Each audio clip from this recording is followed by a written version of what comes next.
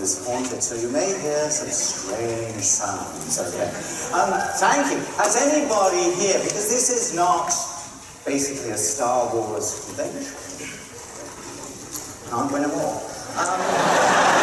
But has anybody here seen Star Wars?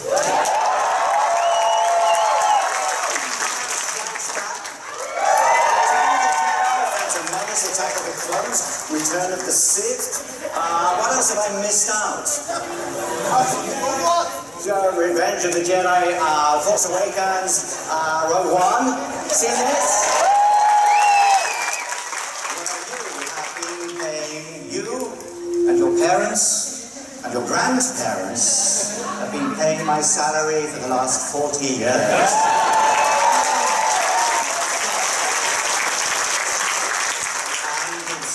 It's not over yet, is it? Is anybody going to see The Last Jedi?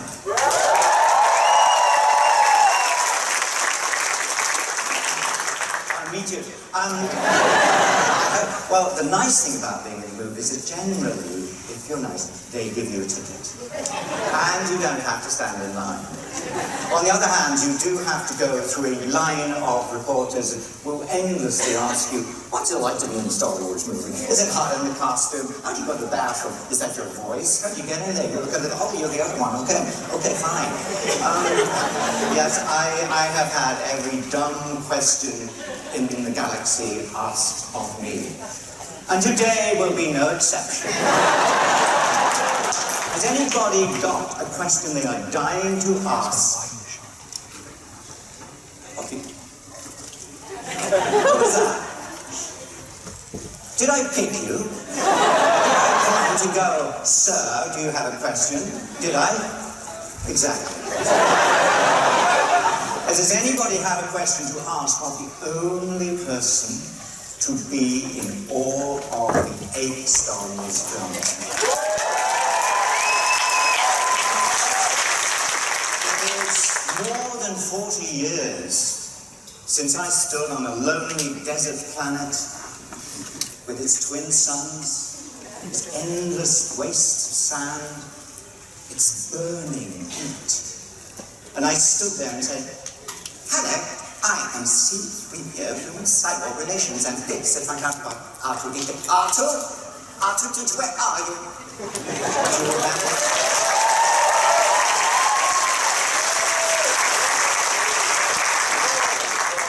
More than 40 years and I'm still doing it. Isn't that sad? But I'm so grateful for your support. Grandparents, thank you for having children. Parents, thank you for having children. Children, you are going to be part of my pension fund. And I am really, really grateful. So yes, questions. Questions. Or do I start by telling you an early memory? Because I'd never been in a film before. I'd been on television, stage, and radio. I'd only been acting a couple of years. I didn't know about films. I really didn't. We'd spent 6 months making the costume that I was going to rehearse with it. They were going to give me mirrors and cameras so I could see what I looked like, what 3PO looked like. Because we'd made bits and pieces and whatever. I had only worn it for 10 minutes. Worn the costume in the garage at L3 Studios for 10 minutes. And that was a little camera test, and it was horrible, and I bumped into a rubbish can and fell over and all that kind of thing. And then I said, well, can I now take it and rehearse with it? They said, let's go to Tunisia. Sorry, Tatooine, stupid. And that was fine. So a week later, I think, there we were at an airport in London. And we had a charter flight for the crew, and Mark Hamill and myself. And I hadn't met him, but at the door to the tarmac, there was a limousine, big black limousine, and there was a bus. And this elderly gentleman left the building in front of me with, I assume, his wife, and he walked towards the limousine. And they looked at me and said, the bus. bus along with the rest of the crew. And it so happened that when I got on the airplane, I was sitting here, pilots in front there, obviously, and I realized that sitting next to me across the aisle was Sir Alec Guinness. And I was kind of... selfies didn't exist. Yeah, I know. Autographs did, but I was actually a little intimidated, but very respectful. Eventually we did chat across the aisle between the food trolley coming up and down, you know. And he was very courteous. And then we arrived in Tunisia, Teflin. For, I call it the Santa Claus thing, do you know? Should you tell the truth? I don't know. How many people here believe in Santa Claus? Yes. We get there, and there, strange enough, is a limousine. And a bus. I didn't have to ask, I just went to the bus. But as I was approaching the bus, and I saw Sir Alec, he got out of the limousine, and he came up to me and said, have they given you your per diem? But I'd never been in a movie. I didn't know what a per diem is. Pocket money. Because they seem to have given me rather a lot, and I think we should have some. Oh, how can you not adore a man like that? Yeah? Time passed, and back in the studio,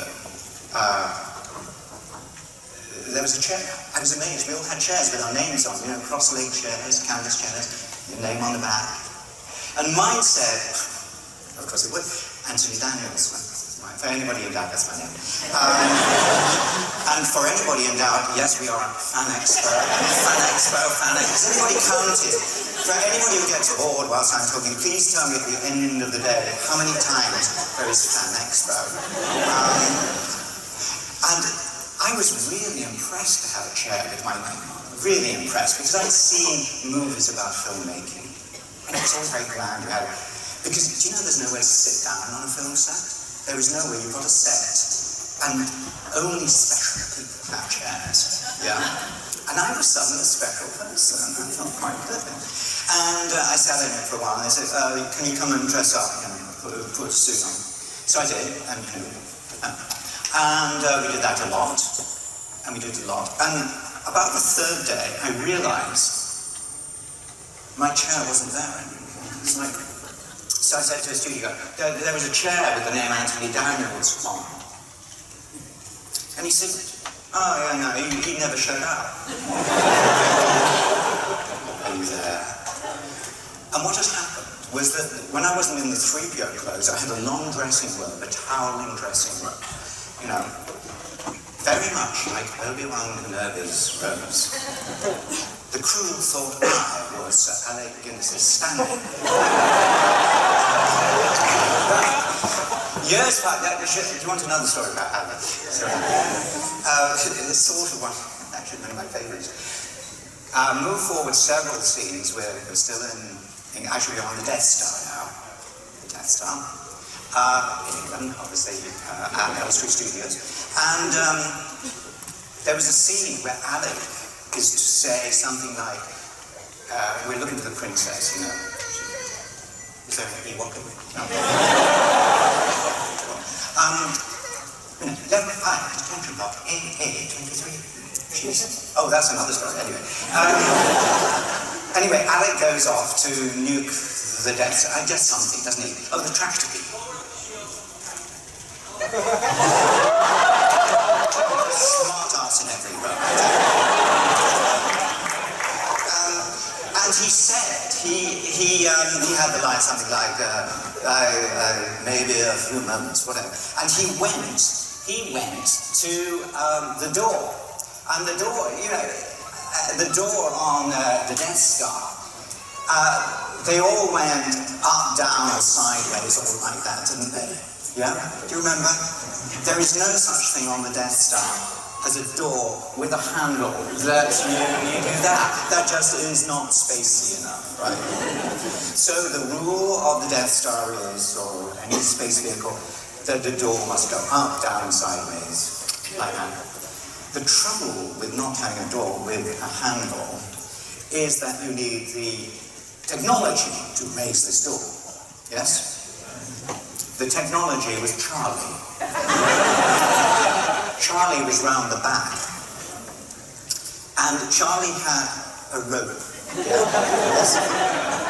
You with me? Any questions so far? And on the word action, Sir Alex said, "I may be some time." And he put his finger on the button of the door. At which point, somebody said, "Charlie?" And Charlie, it's true, Charlie went, because the door was very heavy. It was made of very heavy timber. Big bloke that Charlie was, it was a ton of work. And eventually Sir Alex went through it. But this wasn't good enough for George Lucas. He wanted it faster. Now, Charlie, there's only one Charlie, so what they did then was to decide. They went through the scene, and when Sir Alec put his finger on the button, the assistant director said, "Freeze," and being the professional actor that he was, Sir Alec stayed very, very still, whilst the door went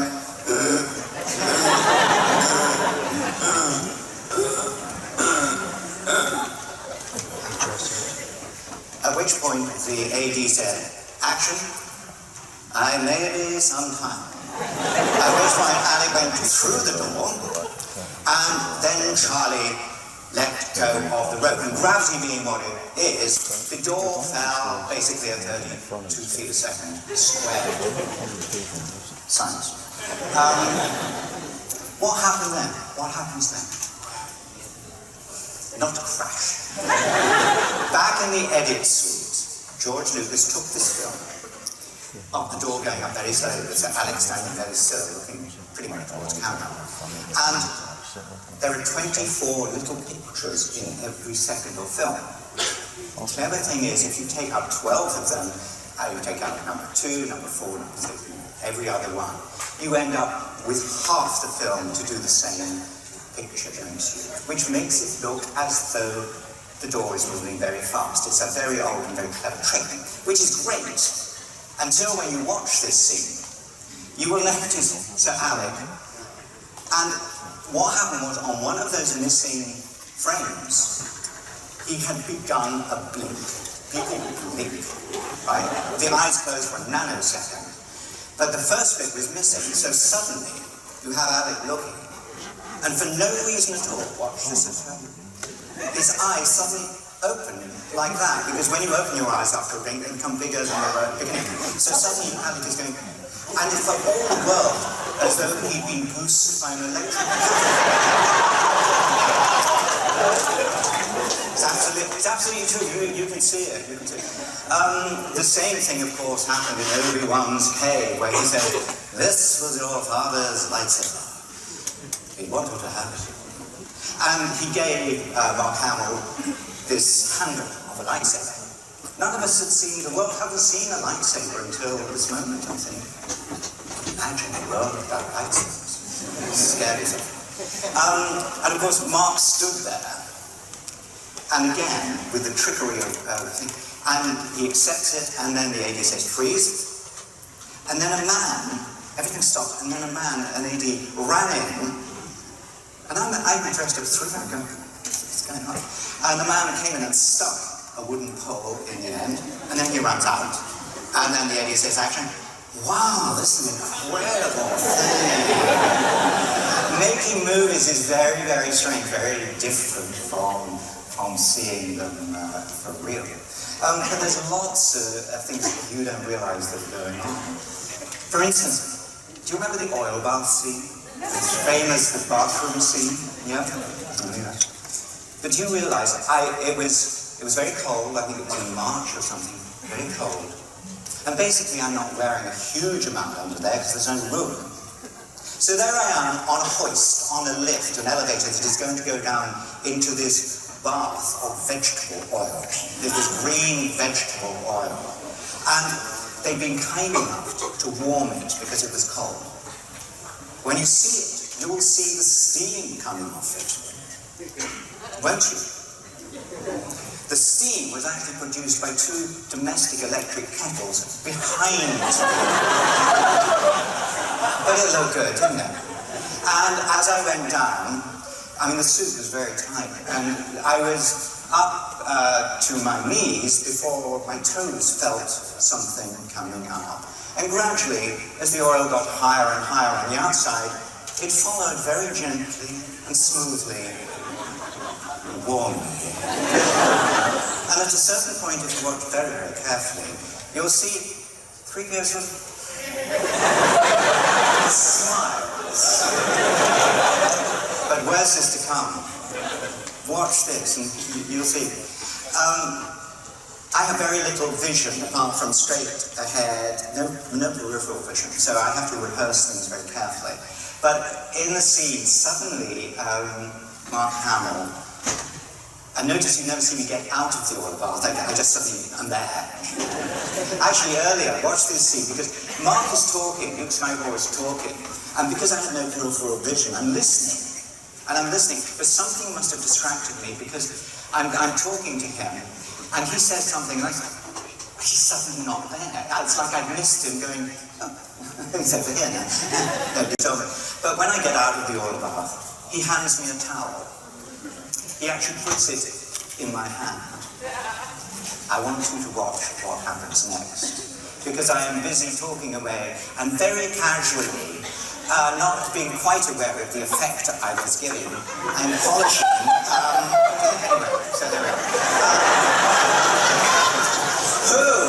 Who had a question over here? We're going to be very brave. If there's loud sounds, put your fingers in your ear. So I loved working with Alec. He was truly one of the most professional people. Let's say the selfies are later. Now this with cameras. Live the moment. But possibly I was too quiet. All these people with cameras. What's wrong with actually being in the room? Because it's happening in the room where it's happening, isn't it? In the room where it happened. So somebody back here had a brave person, because as you know, I'm not the okay. Stand up, please. What is your name? Matthew. Say it again, please. Matthew. Matthew. Just turn around here for me. You're on television. Wait a moment. I'm on.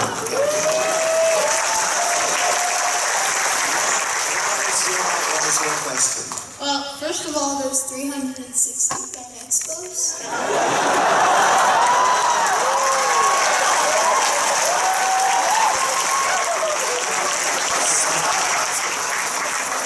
What that indicates is that you were so busy counting that you haven't listened to a word I've said, have you? Okay. Is he right? You have all been ignored. What's your question? So, is it true that in episode 1 and 2, you used the original C-3PO suit? Episode 1 and 2? Yeah. Yes, apart from the puppet suit. Do you remember the puppet? Yeah, when 3PO had no, he was naked? Oh, yeah. Yeah, really. Do you want a story about that? It was quite funny because George Lucas told me that 3PO was created by Anakin Skywalker, and I was delighted because Alec Guinness had been so nice to me. 3 days later, I realized that he didn't play. It was Vader. It was Vader who was his daddy. So it was a big surprise. What happened? Sit down. That's enough. Big hand. Big hand.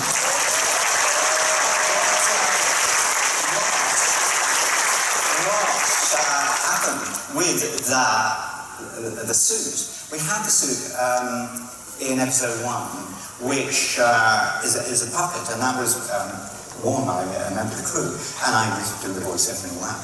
In episode 2, the idea was that Padme and Anakin come to Tatooine.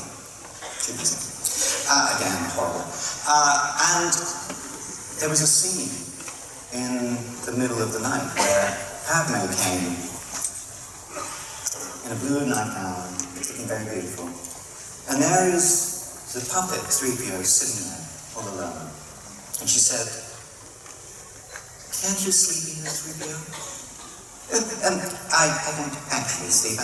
I just switch off from time to time. "Are you happy here, 3PO?"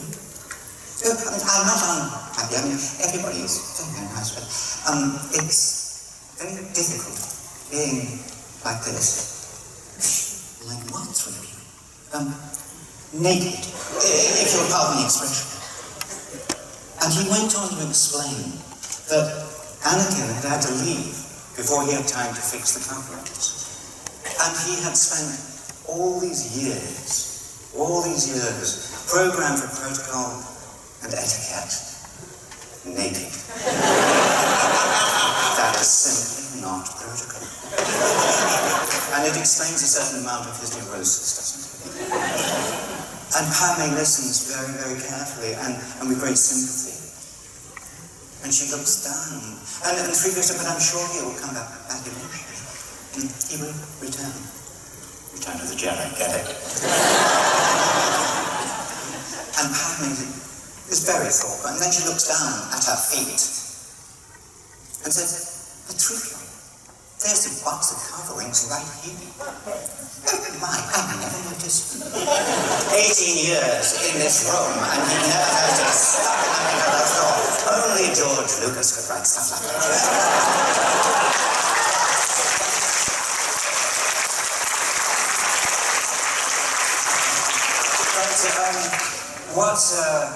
What also happened was, it was a very, very and then you came, and the end of that scene was Padme. Hold up, don't speak. Padme came up to 3PO with the chest piece, and the last shot was Natalie Portman putting the chest on 3PO, on the puppet. Then you went away and did something else. Then you came back, and now you had Natalie with 3PO's face. And I was wearing just the eyes on the special wig. And Natalie, like one of those game shows where you got a golden shot or something, maneuvered onto the eyes and the thing. And Don B's put fridge magnets all around the edge. And suddenly, and there was C-3PO, human cyber relations, fully formed and thrilled. And in came Uncle Beru and Uncle Owen, and everybody was really, really happy for 3PO, because there he was something. And then George looked at it in the editing in Sweden, and it's more important to go and kill sand people.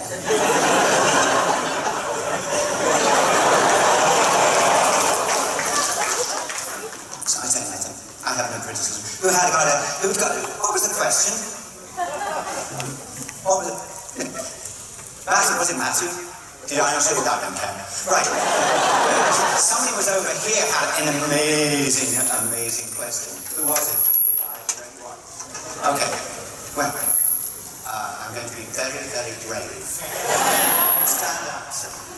Stand up. Stay where you are. Okay. I'm just going to reach over. Careful. So, the C-3PO, of course, was one of the only character to appear in all the movies. Is this going to take long? No. Because I think it's better if the answers are longer than the question. But in The Force Awakens, he was completely unrecognizable because of the red arm. Will we ever find out how he got the red arm, and if no... Please. Has anybody read The Phantom Limb? So, The Phantom Limb is a very sensitive comic book that actually describes exactly how 3PO gets his arm. And I'm surprised that a major Star Wars fan like yourself. Feel free to ask somebody else who's read it. Who's got another question? Good one. Okay. If you think, young lady, stand up, and can we have a camera in this beautiful... Oh. Can we have a close-up? Yeah. No, I've seen you. What are you doing? It's too late to be modest now. You come dressed like that.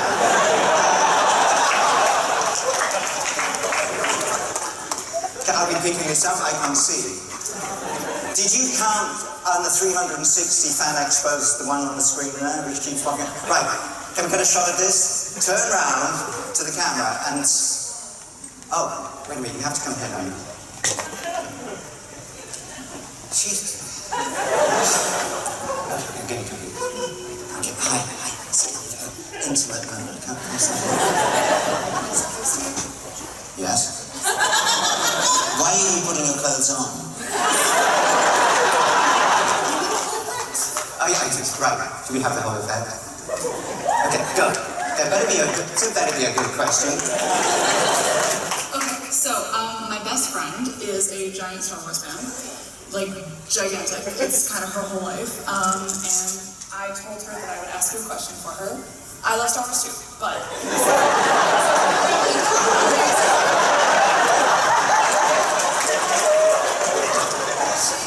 Can you tell me when the question? Okay, she just wants to know, since you were in all of the movies, which one was... It started, you didn't tell me. Got to do this all on my own. No relying on you people, right? Go. Which one was your favorite one to work on? Is that the question? It's no good adding like supplementals at this time. Is that which was the favorite? Well, the one's really long writing.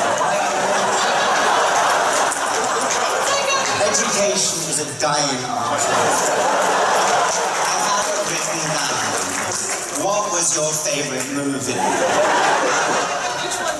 Well, favorite's one word, so that's 5 words, right? What was your favorite movie? Right, okay. Well, she had a few questions. I had to... That's what worries me, okay. Just talk amongst yourselves. Just count the spaces between them. What was the favorite one? They're always very... It's not easy for me being in the suit because I'm slightly separated from everybody else. Less so now that the costume is easier to put on and take off. But back in the day, I was basically locked in that suit, which was rather more figure covering. So, than this.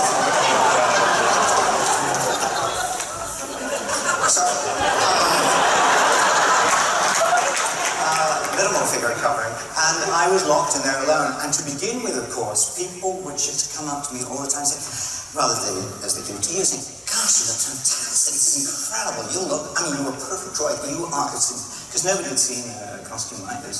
After a few days, really, I had become an object. People forgot I was in there. They accepted, because of my brilliant portrayal, they accepted that I was a robot and a machine. And you don't have to be nice to machines. You don't have to say, are you okay? When did you last say that to your microwave? You could correct that tonight. Speak to your appliances. I bet who speaks to their computer? Yes. Nicely? Really? You haven't got my computer, have you? I did become a bit of an object, so, and because I was locked in there all day, and R2-D2, basically, a lot of the scenes were with that, and it didn't speak, so I was locked in, no peripheral vision, talking to myself.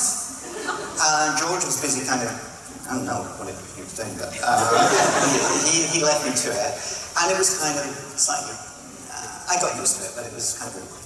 When I saw the finished film and Ben Burt had brought in all the R2-D2 sounds, it was magic. It was as though it'd always been like that, but it wasn't.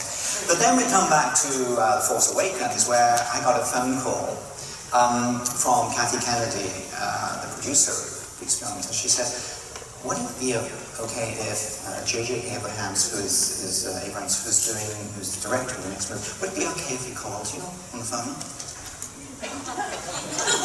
Tough decision. He rang, and he talked, and we got over his huge fandom of C-3PO, because he likes 3PO. He likes everything Star Wars. That's why we were so lucky to direct it. But he said, you're going to be would you just like to do the voice? And I said, no. He said, quite right. But I said, I would like a new suit. He said, oh, he's a very lovely man. And so in fact, they 3D printed it, which still makes it as heavy as pretty much it was, but it means you can make little changes on the computer, print it out and try that, and it works better. The head used to take half an hour to put on. How long does yours take, honey? Actually, it's about 5 minutes. Good. Well, now it goes on because they changed the way it fits together. 8 seconds. Fabulous. Which means I can take it off after each shot. What are we talking about now? Your favorite one to work. Oh, favorite one to work. Probably, I have to say, The Force Awakens. And one of the reasons was, if we had a set like this ballroom, whatever it is, we had the thing, we had a place like it was all built. You could walk in on a Monday morning and go, look at this. Wow, the set, and wait till you see the next movie. Yes. Amazing, and I'm so uncool. I walk in and go, oh, look, this is, and I touch things. And things that look hot are not hot. It's wrong with lighting. Things that look very cold. It's just polystyrene and candle wax and salt. It's all made. I'm destroying things. So, in answer to your question, finally, it's probably the most recent ones. I had fun on all of them. I mean, I've worked. What is fun is now everybody on set is a Star Wars fan. Do you realise that everybody who works there has grown up, rather like you with Star Wars? So there's a great atmosphere. And of course, I've met many different actors over the time. Here I am, and there's Sam Jackson, who's started to become a Jedi, isn't he? And he's going, I can't believe I'm in the scene with C-3P0. And I'm going, I'm in the scene with Go sit down. Good.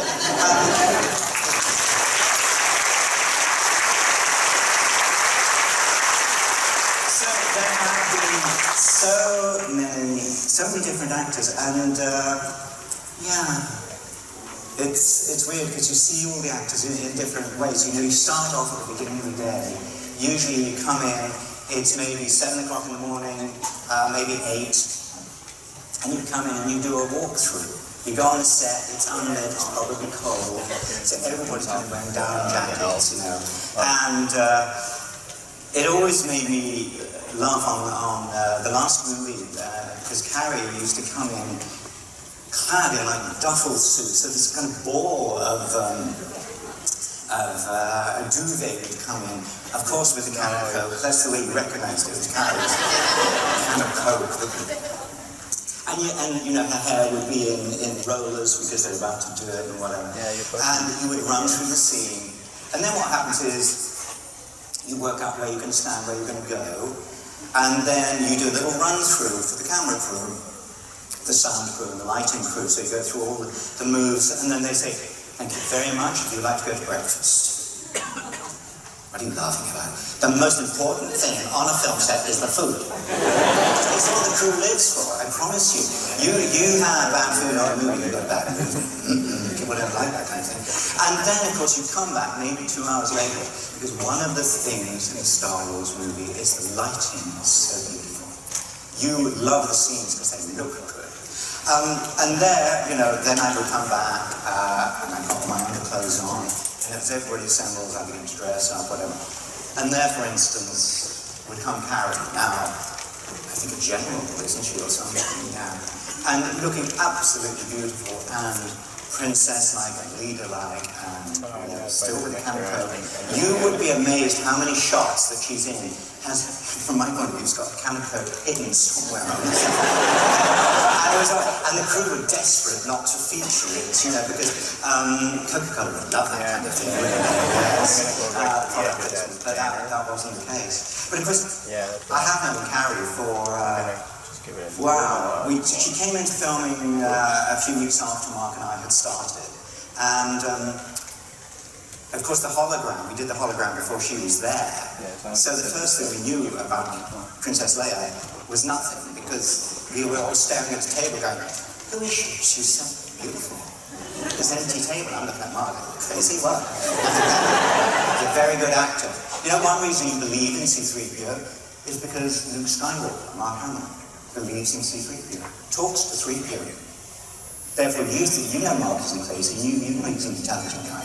He gets 3PO. You get 3PO through his eyes, yeah?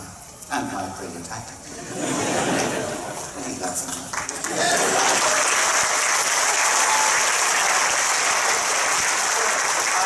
So there we are, we do the whole thing, and the truly memorable, really memorable thing I remember, was the day in a big set, X-Wing fighter down there, which Mark Lucas could just nuke the Death Star. And Harry and I had to run from the back of the set, quite a long way, right across to congratulate him and all that. And as we ran, I could hear she started making funny sounds, and I kind of turned around a bit, and she is now laughing, and you must have heard this, clutching her boobs. Because as she ran, they took on their life with... I know you know the feeling. And they're very nice feeling. And she was just giggling away, so of course we had to go back to number one, where you start.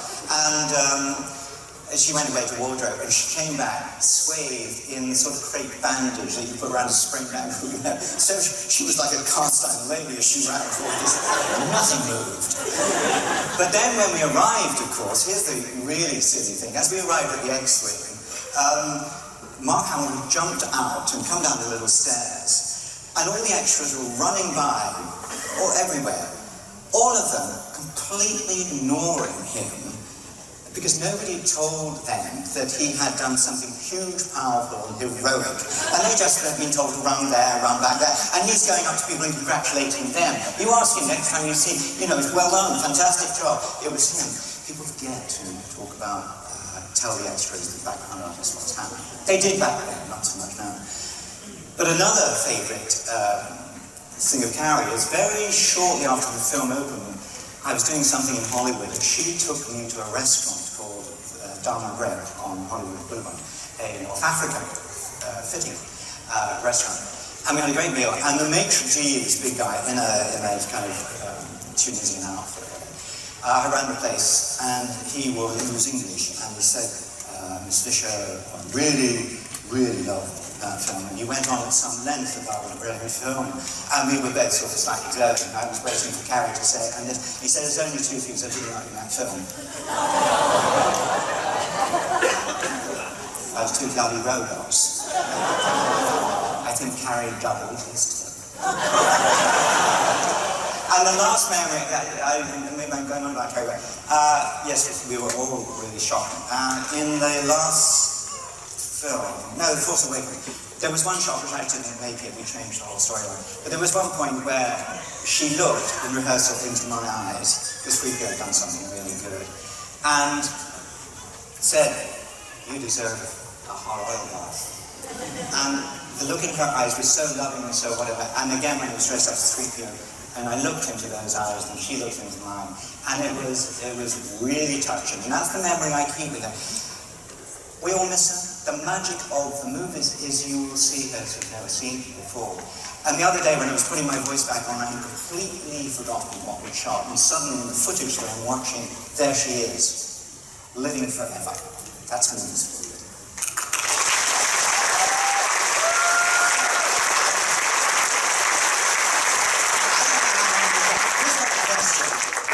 Who? Okay. Quick. Yes? Quick. I'm an old man, I'm going to die if you don't hurry up. Get on. Oh. I used to be able to do that. Iris. Oh, Iris. Is that really funny? Oh, Iris. Okay. Oh, Iris, what's the question? What is your opinion on Jar Jar Binks?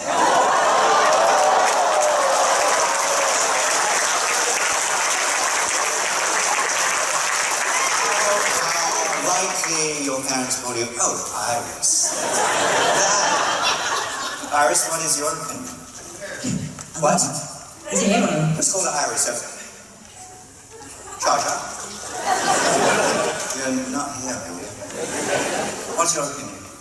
I think he's a hero who did nothing wrong. I A hero who did nothing wrong. Anybody who agrees, cheer. Anybody who disagrees, boo. Okay, they know, but why is he a hero? Because he did his best and somehow he Oh, blundered his way to... okay. I'm doing my best. Yes, but it's not good enough.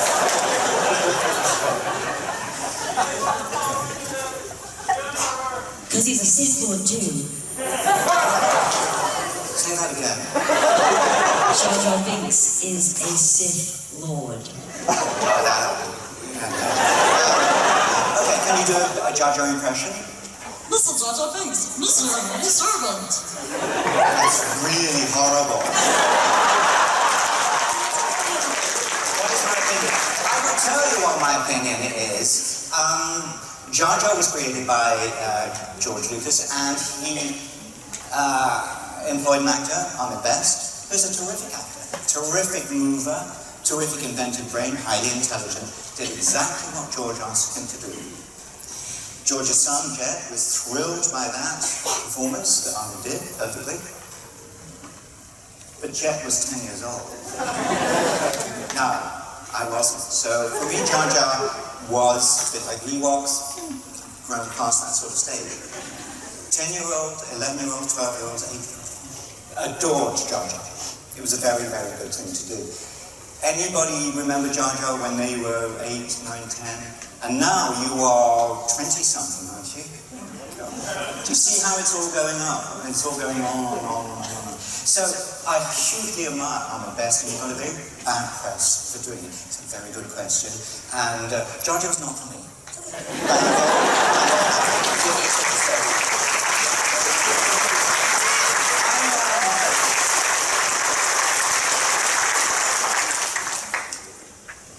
You're sticking up and finger. What do you do? You're sticking your finger in there. Is that rude, or have I got 1 minute? Jen? One more question. One more question. Oh, it was that finger. Right. That's the right person. Okay, who's got the killer question? You've got to come here because you look so ridiculous. Come here. Even if your question is rubbish. I think it might be. Because when you see what is coming up, if we can catch it. With one leap, he was by my side. Okay, can we get a close-up? Can we get a close-up? Just, can you move forward a little bit? There we go. Not too threatening. Silly question. I've worked with Jar Jar Binks. This is nothing new to me. What's your name? Amir. You have ears and a sort of moustache. Why? It's because I do cosplaying a character from the game Splatoon. Splatoon. Yes. Okay. What is your question? And this is going to be a good question. This is the last question. Yes. What is the weirdest piece of C-3P0 merchandise you've ever seen? You know the answer to that. Do I? Yes. You? Yes. Do I? It's working with amateurs. It's really, really difficult. Okay. The weirdest, and there has been some weird stuff because, really. But the weirdest one we know, and we are going to need a close-up of this. Just move aside, please. you can hold the microphone for me. Can we get a close-up of this? It is, of course, the Scotch tape dispenser. Have you not seen it? It is the worst piece of merchandising because guess where the roll of Scotch tape goes? It is 3PO and it's in ceramics. It's in white and gold, yellow ceramics, and 3PO is lying on some kind of, I don't know, gynecological bench.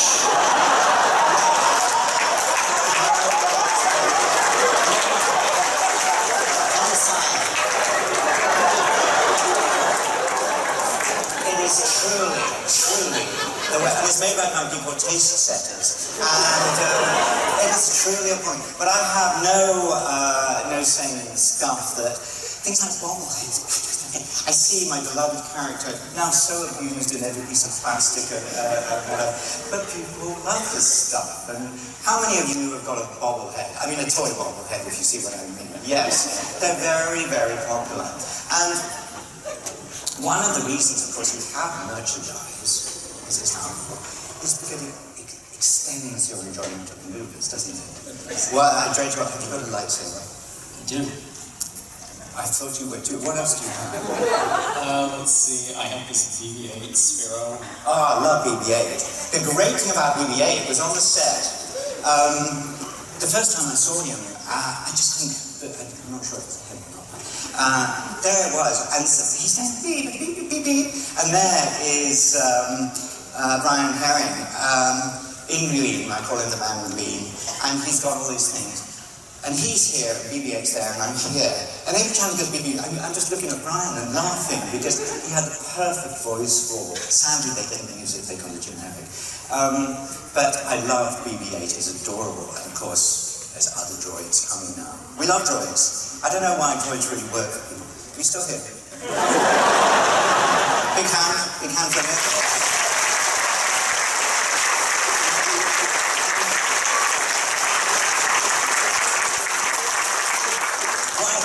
Really, the toys and the merchandise and the lightsabers and all these things that you have in your home, it really extends the story of the movie. It extends your attachment to it. And there's only one object you can see in my sitting room, which is a handmade by the Lego team, a blocky sort of yellow and black and red C-3PO that they gave me, and I kind of thought I don't have Star Wars stuff, and then I fell in love with it. So my attachment in that sitting room with antiques and stuff all around is this piece of yellow, and it's a real piece of art. But you have kind of all taken Star Wars to yourselves right from the beginning, right when there was no advertising budget. The film just opened, and some guys saw the film, and then ran out and got their friends, and they came in, and they ran out and ran out and ran out. The word viral didn't exist. That movie went viral because of you. Not you. And then it began to build a kind of family of its own. A family that's hardly sitting here, enjoying the same thing, enjoying something that's utterly enjoyable. Without a bad side to it. Oh, apart from Jar Binks. Obviously, the Ewoks are not to my taste either. But on the whole, really, really, really good. Back then, Mark and Carrie and what's his name? Harrison. Whatever happened to Harrison? We all thought it was nonsense. We thought it was kind of embarrassing, making, but we said it properly. We knew the words. We acted as well as we could, and the audience loved it. We were wrong. George kind of knew it was good, but he didn't know it was that good. You took it, and what you gave back, you paid your ticket money, but what you gave back, and I've seen it at live events. Did anybody come to Star Wars in concert many years ago? What happened there was I had thousands of people in front of me every night with a symphony orchestra and a choir, and the feeling of affection, the real visceral feeling of affection, for the movies, for John Williams, for the orchestra, for the singer, little bit for me. It was absolutely adorable and tangible. And it really made me realize, a little later in the day, just how much love you all give to us. And it's kind of fun meeting you, here and at other events occasionally, because you have a chance to say, thank you, I was there, and you weren't there, but I'm saying thank you now, because I love the film. Without you, there would have only been one Star Wars film. Would have been the original. It became episode 4 because we became 5 and 6 and 7, 8, 9 and 1, 2, 3. I lost the maths. So many people say thank you to me for my childhood. I say thank you to all of you for looking after all of us, the whole cast and the crew and George Lucas and everybody else for all these years. Thank you. And may the force be